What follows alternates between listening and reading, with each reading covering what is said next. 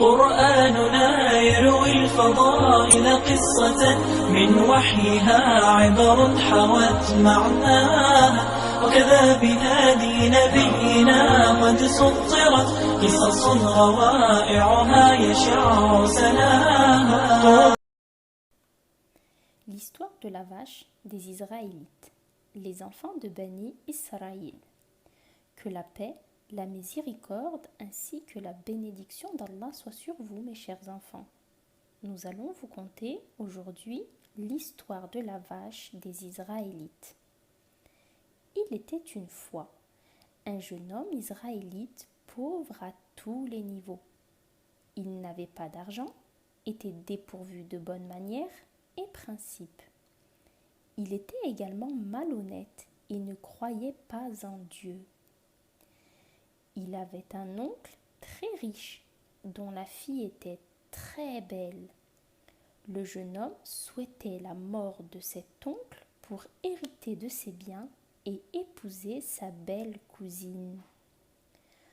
Voyant son oncle en bonne santé, malgré son âge avancé, le jeune homme décida de précipiter la mort de ce dernier afin de jouir de son argent. Il se mit à comploter pour arriver à ses fins. Une nuit, il se rendit chez son oncle et le tua. Pour ne pas éveiller les soupçons, il prit la dépouille et la jeta devant la maison de l'un de ses proches. Il s'assit sur le pas de la porte et se mit à pleurer, prétendant être triste du fait de sa mort, et dit « Mon oncle est mort, et ces gens l'ont tué, ces gens l'ont tué. » Les passants le trouvèrent en larmes, incriminant les habitants de la maison du meurtre de son oncle. Entendant cela, les habitants de cette demeure sortirent et jurèrent par Allah qu'ils ne l'avaient pas tué. Ils dirent « Nous ne savons rien, nous ne l'avons pas tué, nous ne l'avons pas tué. » Ceci sema la confusion car les gens ne savaient pas qui était le meurtrier. Ils décidèrent donc d'aller voir le prophète Moussa, alayhi salam, pour lui conter cette histoire. Le prophète Moussa, alayhi salam, rassembla son peuple et leur dit « Par Allah, qui connaît le meurtrier de cet homme ?» Mais personne ne répondit. C'est alors qu'un homme de l'assemblée lui dit « Ô prophète d'Allah, pourquoi ne demandes-tu pas à ton Seigneur de te dire qui est le meurtrier de cet homme ?» Moussa demanda donc à son Seigneur, le majestueux et très haut, qui lui ordonna d'abattre une vache. وإذ قال موسى لقومه إن الله يأمركم أن تذبحوا بقرة قالوا أتتخذنا هزوا قال أعوذ بالله أن أكون من الجاهلين. Surpris, les gens ont pensé que Moussa, alayhi salam, se moquait d'eux. Au lieu de se soumettre au commandement et dire « Nous avons entendu et obéi », ils se mirent à polémiquer. Alors Moussa, alayhi salam, leur dit « Qu'Allah me garde d'être du nombre des ignorants », c'est-à-dire qu'Allah me préserve de dire des choses qu'il ne m'a pas ordonné de dire ou de me moquer des commandements divins. Je vous ai dit ce qu'Allah subhanahu wa ta'ala a ordonné, c'est-à-dire abattre une vache pour connaître l'identité du meurtrier. Ils auraient pu se contenter d'immoler n'importe quelle vache, puisqu'Allah subhanahu wa ta'ala n'avait pas donné de caractéristiques précises. Mais ils se mirent à controverser, débattre et demander quel devait être son âge, sa couleur et beaucoup d'autres détails. Ils continuèrent de tergiverser, polémiquer et questionner Moussa alayhi salam, qui leur dit qu'elle ne devait être ni trop vieille ni trop jeune. قالوا ادع لنا ربك يبين لنا ما هي قال إنه يقول إنها بقرة لا فارض ولا بكر عوان بين ذلك فافعلوا ما تؤمرون. Puis, ils s'interrogèrent sur la couleur de la vache. Le prophète les informa qu'elle était jaune, de couleur vive et plaisante à voir. قالوا ادع لنا ربك يبين لنا ما لونها قال إنه يقول إنها بقرة صفراء فاقع لونها تسر الناظرين. Puis, ils continuèrent de se compliquer encore plus la tâche et demandèrent plus de précision. Ils dirent: demande à ton Seigneur de nous donner plus de détails sur cette vache, car à nos yeux, toutes les vaches sont semblables, et s'il plaît à Allah, nous saurons bientôt l'identifier. قالوا ادع لنا ربك يبين لنا ما هي إن البقرة شابه علينا وإنا إن شاء الله لمهتدون.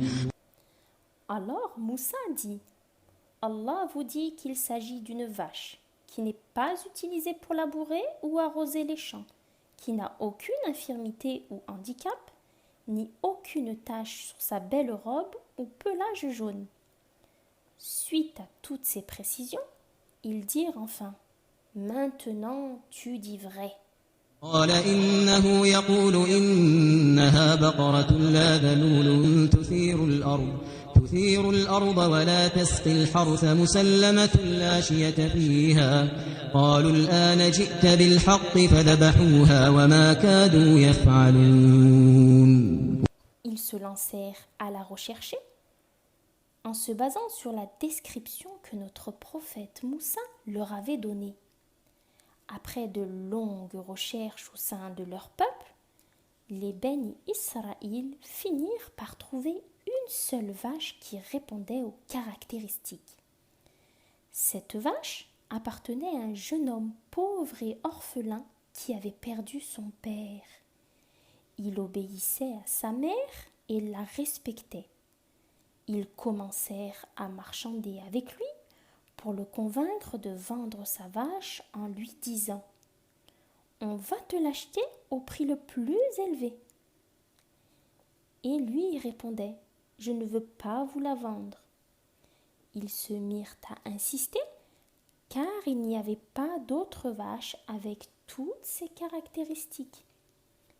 Il leur a alors demandé de lui donner l'équivalent du poids de sa vache en or. Ils furent obligés d'accepter et ils lui donnèrent le prix qu'il leur avait demandé. Ce jeune homme pauvre et bon à l'égard de ses parents est devenu très riche. Les Béni Israël ont alors pris la vache et l'ont immolée comme Allah leur avait ordonné. Puis Allah subhanahu wa ta'ala leur a ordonné de prendre une partie de la dépouille de cette vache et de frapper avec le corps de l'homme décédé. Suite à cela, Allah a ressuscité ce dernier et il leur a dit avant de mourir une seconde fois: c'est mon neveu qui m'a tué.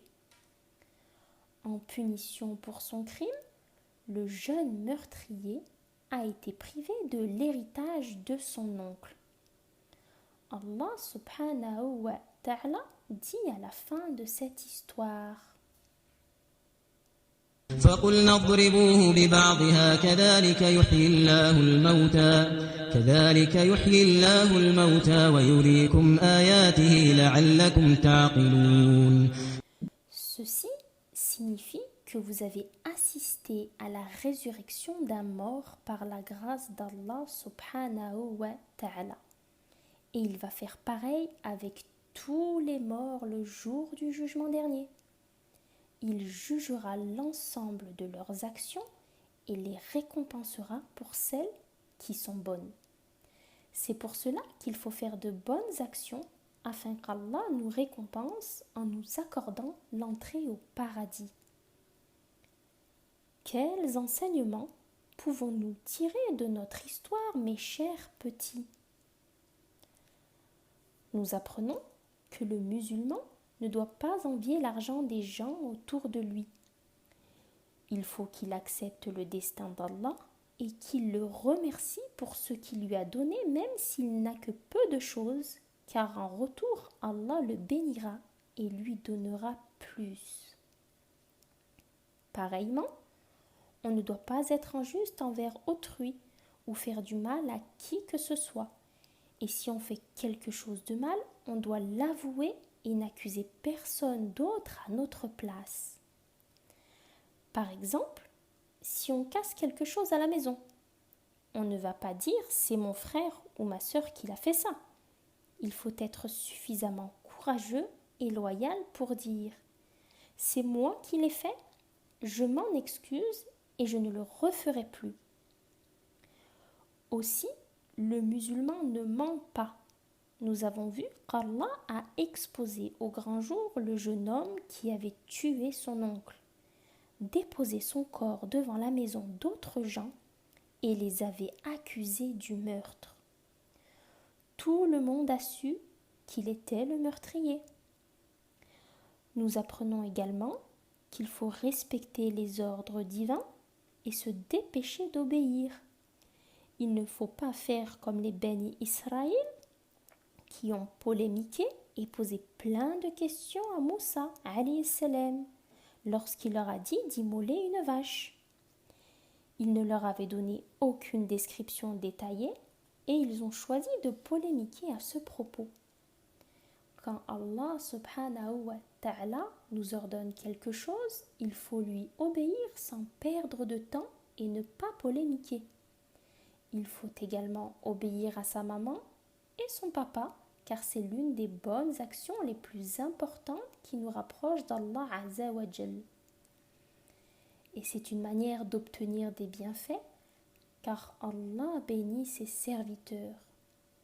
Nous avons vu que le pauvre orphelin qui respectait ses parents avait perdu son père et ne possédait qu'une seule vache et devenu extrêmement riche. Allah a fait en sorte que les Béni Israël aient besoin d'une vache avec des caractéristiques que seule sa vache avait. Il l'a donc vendue, moyennant son poids en or. La dernière chose que nous retenons de cette histoire est qu'Allah est capable de ressusciter les morts et qu'il les jugera pour l'ensemble de leurs actions et les récompensera pour celles qui sont bonnes. Alors, il faut bien nous comporter et nous empresser de faire de bonnes actions.